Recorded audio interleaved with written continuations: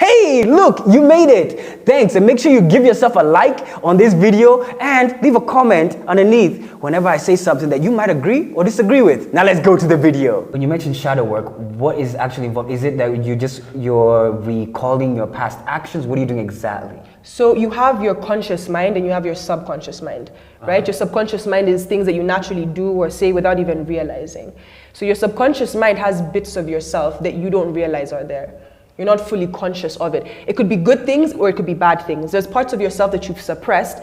Let me give an example of something good. If you're a girl and you grew up in a very traditional society where men are the ones that rule, women are supposed to stay silent, and yet you're born a girl that's very confident and outspoken, you will suppress that side of you. Because of your surroundings, right? So that's pushed into your subconscious mind, what we call the shadow self. So it's there, but you're not conscious it's there. So by doing shadow work, you're looking at meditation or you're looking at journaling prompts that allow you to tap into the shadow, the subconscious self. That allows you to bring up negative traits that you can learn to heal, or bring up perfect positive traits that can allow you to be yourself authentically. So shadow work just could be journaling prompts, it could be meditations, it could be talking to yourself even as you look at yourself in the mirror. So talking to yourself does not mean that you're insane, really. No, actually I think the best people talk to themselves, but I don't know if I'm saying that because I do that. And I just don't look mad. It's okay, you are insane. But the thing is, but even the thing is, and you are very intelligent, by the way, in case nobody has ever told you. Please, can you say that one more time? Cameras, zoom in. You are very intelligent, that's actually true. You can receive, thank you. Thank you. No, but that's actually a good thing. And one thing even I just want to ask is, when it comes to even shadow work, when you actually now want to understand your subconscious self, now, when you understand this, what are you pursuing?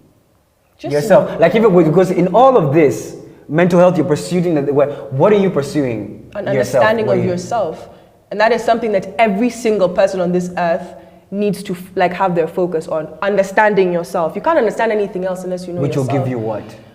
When you have an understanding of yourself, you're allowed to heal yourself, you're allowed to have focus, you can start aiming for dreams that society told you not to go for.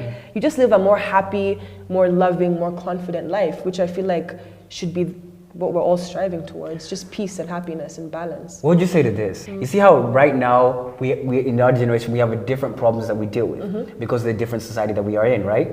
So with now us pursuing to understand mental health and everything, is it just because we are seeking to actually become better than our parents in a way? Or what is it that in a way, is this just a step in the evolution process?